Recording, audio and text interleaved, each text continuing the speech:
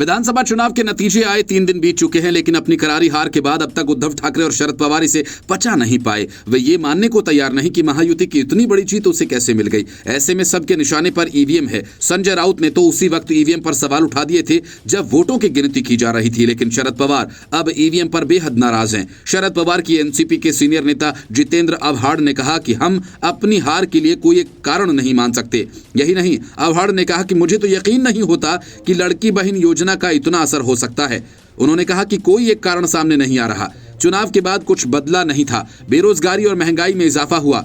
लड़की बहन योजना का कोई इतना असर तो नहीं होता। जैसे चंद्रपुर की सीट आप देखेंगे तो वो हमने 2,40,000 के अंतर से जीती थी। अब आप सोचिए, देखिए कि 2,40,000 तो गए ही, उसके ऊपर 1 लाख वोट और कैसे चले गए। ऐसा हो नहीं सकता। यहां तक कि जीते हुए विधायकों ने भी कहा कि साहब हम जीत कर आए हैं, लेकिन कहीं ना कहीं ईवीएम का बड़ा मसला है। इसके खिलाफ पूरे राज्य में आंदोलन खड़ा हो सकता है।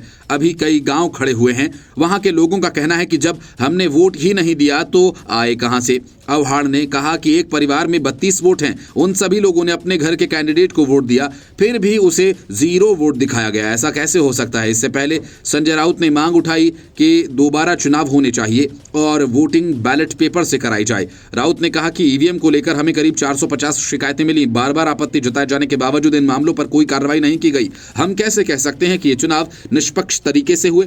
इसलिए मेरी मांग है कि नतीजों को रद्द किया जाए और दोबारा चुनाव मतपत्रों के जरिए करवाए जाएं।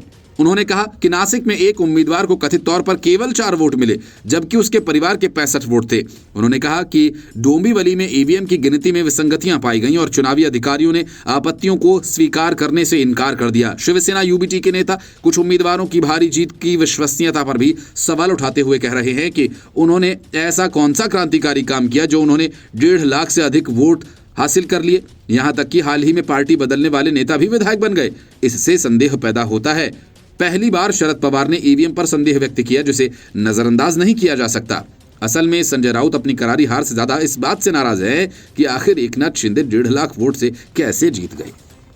Bureau report, news of India.